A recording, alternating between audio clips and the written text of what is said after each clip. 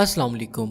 अगर आपके large intestine में छोटे छोटे पॉकेट्स बनने लग जाएं, तो ये पॉकेट्स वक्त के साथ साथ आपके डाइजेस्टिव सिस्टम के फंक्शन को डिस्टर्ब कर देते हैं। इन पॉकेट्स को साइंटिफिक लैंग्वेज में डायवर्टिक्यूलम कहते हैं। बाज़-औक़ात डायवर्टिक्यूलम में पैथोजेनिक बैक्टीरिया इंटर हो जाते हैं और इन्फेक्शन की वजह से इन्फ्लेमेशन शुरू हो जाती है। इस कंडीशन को डायवर्टिक्यूलाइटिस कहा जाता है, जो अक्सर लोगों में 40 साल की उम्र के बाद अपीयर होती है। सिर्फ कुछ ही केसेस में डायवर्टिक्यूला को सर्जरी के थ्रू रिमूव करना पड़ता है, जबकि अक्सर पेशेंट्स में इस कंडीशन से कोई सिम्टम अपीयर नहीं होती। कॉसेस।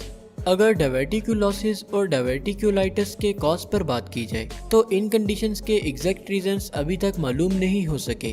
अलबत्ता साइंटिस्ट्स का ऐसा मानना है कि अगर आपकी खुराक में फाइबर्स की कमी हो तो इससे सॉलिड वेस्ट की एक्सक्रीशन ठीक से नहीं हो पाती और वेस्ट आपके लार्ज इंटेस्टाइन के कोलोन वाले हिस्से में जमा होने लग जाता है, जो इंटेस्टाइन की वाल्स पर प्रेशर डालता है, जिससे वीक साइड्स पर स्मॉल पॉकेट्स यानी कि डायवर्टिक्यूला बनने लग जाते हैं।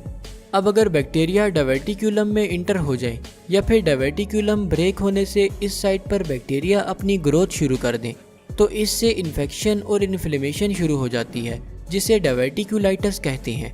Symptoms.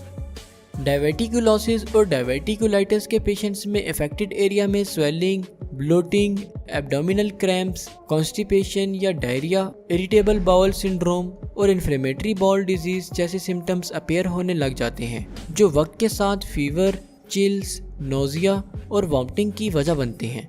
Diagnosis and treatment. Diverticulosis और डायवर्टिक्यूलाइटिस कंडीशंस को blood test, stool examination test, imaging test जैसा कि CT scan, digital rectal exam और रेडियोग्राफी टेस्ट वगैरह के थ्रू डायग्नोज किया जा सकता है।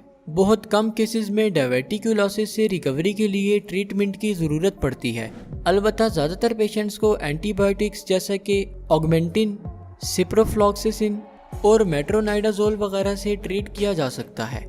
बाज़-औक़ात सीवियर डायवर्टिक्यूलाइटिस को ट्रीट करने के लिए सर्जरी रिकमेंड की जाती है, जिसके लिए कोलोन के अफेक्टेड एरिया को रिमूव किया जाता है। अगर आपको इस वीडियो को लेकर कोई भी सवाल हो या फिर आप हमें कोई टॉपिक सजेस्ट करना चाहते हो, तो आप हमें हमारे फेसबुक पेज के थ्रू रीच आउट कर सकते हैं, जिसका लिंक आपको नीचे वीडियो के डिस्क्रिप्शन बॉक्स में दे दिया जाएगा। शुक्रिया। अल्लाह हाफिज़।